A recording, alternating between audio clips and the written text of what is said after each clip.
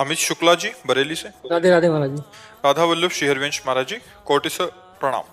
महाराज जी, आजकल लोग शारीरिक रोग से ज्यादा मानसिक रोगों से ग्रस्त हैं। अधिकतर लोग मानसिक तनाव, डिप्रेशन, ईर्ष्या, उसका भय, चिंता। प्रधान कारण है भ्रष्ट आचरण। खुली बात है, उसका प्रधान कारण है भ्रष्ट आचरण। अंदर ही अंदर जो भोगों का चिंतन करके गलत आचरण है। आप बुरा मत मानिएगा, आज जो समय चल रहा है, हम कई बार इस पर बोले हैं, ये जो गर्लफ्रेंड बॉयफ्रेंड चल रहा है ना, ये महाविष है, महाविष। पति के समर्थ होते हुए भी दूसरे पुरुष के साथ पत्नी जा रही, पत्नी सुंदर है, व्यवस्थित स्वभाव वाली है, और पुरुष दूसरी स्त्री से प्यार करता है, वो दूसरी स्त्री के पास जा रहा है। अब ये सब क्या है? ये जो भ्रष्ट आचरण चल पड़े ना, boyfriend girlfriend live in relation, ऐसा सत्यानाश विचारों का कर रही है। समाज में जो गंदगी फैल रही ना, ऊपर से बड़े स्वच्छ दिखाई दे रहे हैं, अंदर से बिल्कुल अपवित्र है, आचरणहीन है। नहीं ना? क्या अपने पति से प्यार करके, अपनी वासनाओं को शांत करके, क्या एक परिवार बढ़िया सुदृढ़ बांधकर नहीं चला जा सकता? कितना सुंदर गृहस्थी होगी, और उनसे जो संतान होगी वो सुशिक्षित, वो धर्मवान, राष्ट्रभक्त, कैसा सुंदर परिवार खिलेगा। ये जो नारकी गति घुस गई है ना, अब उसके लिए धन चाहिए, चाहे जितना धर्म करना पड़े। तो हमारे जो, हम इसीलिए एक शब्द में बोला, आचरण भ्रष्टता सब का कारण है। सब रोगों का, सब पतन का, डिप्रेशन का, सब का कारण आचरण भ्रष्टता है। और ये अंदर से आप देख लीजिए, आप लोगों में से कितने लोग आचरण पवित्र हैं। देखो, हम सब घर के बैठे हैं, हम दोषारोपण नहीं कर रहे, हम सम्मिलित होकर कह रहे हैं, सब सम्मिलित होकर कह रहे हैं। और जो जितना आचरण पवित्र है, उतने उसका हृदय शांत होगा, उतने विचार परायण होगा, उतने निर्णायक, बहुत अच्छी बुद्धि होगी। और जितना भ्रष्ट होगा, उतने नास्तिकता, उत्साहहीनता, कुविचार, और सब ड्रामा, सब पाखंड है, सब नौटंकी नाटक है, इन विचारों का रूपण। क्योंकि पापवंत कर सहज स्वभाव, भजन मूर्ति भाव न काऊ, जो पे दुष्ट हृदय सोई होई, मोरे सन्मुख आओ की सोई। वो आकर भी विमुख रहेगा।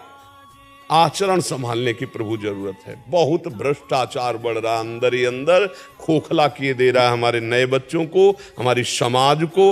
अब हम कैसे बताएं? हम कई बार कह चुके हैं कि जिसको आज इस होटल का भोजन, आज इस होटल का भोजन, आज इस होटल का भोजन, वो कभी एक रसोई में घर की बनी हुई बराबर नहीं रह सकता।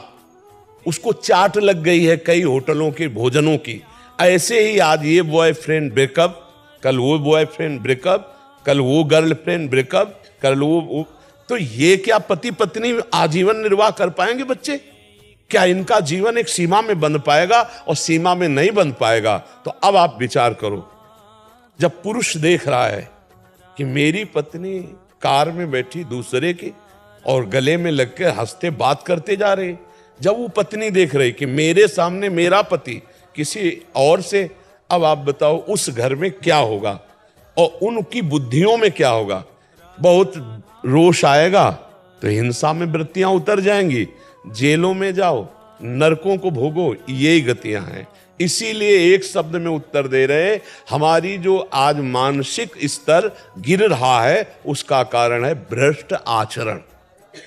अब उसे मानो या ना मानो, भ्रष्ट आचरण में नशा आ जाता है, भ्रष्ट आचरण में अधर्म के द्वारा धन लेना आ जाता है, भ्रष्ट आचरण में पराये पत्नी के साथ या पराये पुरुष के साथ जो सहवास करना आ जाता है, भ्रष्ट आचरण है। अगर भ्रष्ट आचरण सुधार लिए जाएं तो अभी आनंद आ जाएगा। देखो, जब पाप का हमें दंड भोगना होता है तो हमारी बुद्धि को निगेटिव किया जाता है। बुरी दशा आने के पहले बुद्धि बदली जाती है। जेका विधना दारुण दुख दीन, वही कह मत पहले हरिलील। तो बुद्धि का विपरीत होना, निगेटिव हो जाना, नकारात्मक सोचे होना, ओवर थिंकिंग इतनी बढ़ जाना, अब वो उसको डिप्रेशन में पहुंचा देती, क्योंकि पाप है।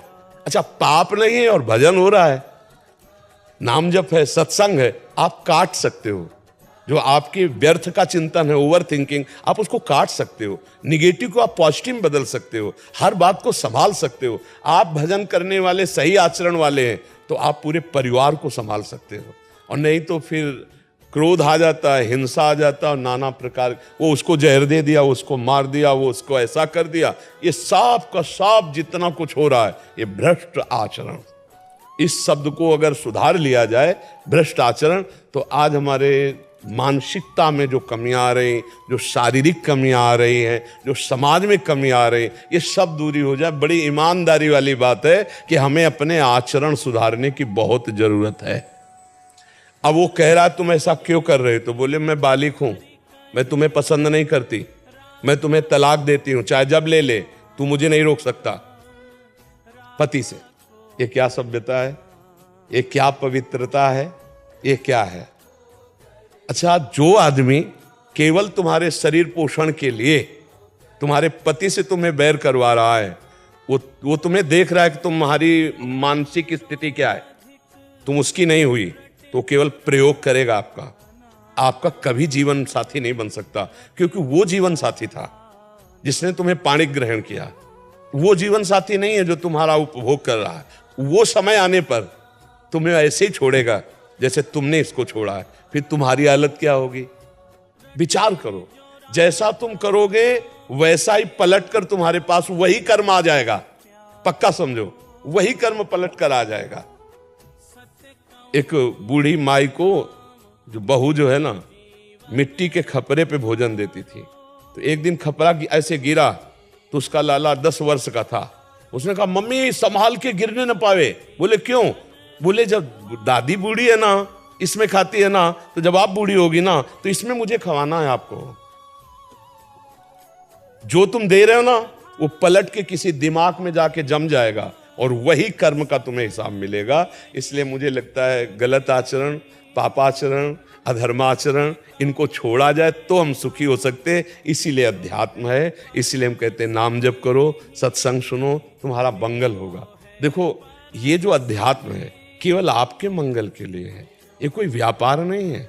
आपसे कुछ ले नहीं रहे, आपको अपने जीवन की कमाई दे रहे हैं अध्यात्म की। तो इतना तो आप बुद्धि रखते ही है कि निस्वार्थ भाव से यदि अध्यात्म की चर्चा आपको मिल रही और आप धारण कर लो तो आपका परम कल्याण हो जाएगा। पर आज का समय है कि बिना पैसा के जो चीज मिलती है उसकी कदर नहीं होती। नहीं, पर कदर हो तो फिर अभी जैसे लगा कि 51,000 रुपया एकांतिक में, फिर आप बड़ी सावधानी से सुनेंगे क्योंकि 51,000 दिया है, बड़ी मुश्किल से हमको सुनने को मिला है। अच्छा, फ्री जैसे है तो उसमें, पर वास्तविक जो कदर करने वाले वो यही जानते हैं कि अध्यात्म कभी बिकता ले और जो बिकता है वो कभी अध्यात्म होता ले। ये भी बात समझ लो, अध्यात्म कभी बिकता ले और जो बिकता है वो अध्यात्म होता ले। अध्यात्म कभी पैसे से नहीं बिकता, वो तो भगवत स्वरूप है। हाँ, वो तो, और इसे स्वीकार कर लो तो मंगल हो जाएगा। और आज हमारे बहुत से भाई बहन स्वीकार कर रहे हैं, बड़ा परिवर्तन हो रहा है। श्री जी ठाकुर जी की बड़ी कृपा है। अब आज जैसे होगा, शनिवार था, 70-80 हजार लोग होंगे और उनमें से मुश्किल से 10-15% होंगे वृद्ध, माताएं, बहनें, बुजुर्ग नहीं, सब जवान जितने थे सब राधा राधा राधा। बड़ा अच्छा लगता है कि जब नौजवान भाई, तब लगता है कि अगर ये पीढ़ी सुधर जाए तो सब सुधर जाए, क्योंकि यही हमारे देश के भविष्य है। जो आज नशा में डूब रहे हैं, बेविचार में डूब रहे हैं, गलत आचरणों में जा रहे हैं। क्या होता है कि जैसे हम अधर्माचरण करते हैं ना तो हमारी क्षमता कम हो जाती है। जैसे नशा करने लगे, ड्रग्स आदि, तो क्षमता कम हो गई। अधिक बेविचार करने लगे तो क्षमता कम हो गई। अधिक पापाचरण करने लगे तो विचार की क्षमता कम हो गई। अब अगर उनको छेड़ दिया आप, तो वो हर कोशिश यही करेंगे कि आपका नाश हो जाए, क्योंकि उनकी बुद्धि सहनशील नहीं है, क्षमता खो चुकी है। अब वो क्षमता जब खो तो बावरे हो जाते हैं। कैसे कर? जहां हमारी गलत आचरण होने लगते तो हमारी बौद्धिक शक्ति कम हो जाती, क्षमता कम हो जाती। तो अपने पूज्य जनों को सोचो, तो ये क्षमता सोचने की सब खत्म हो जाती है।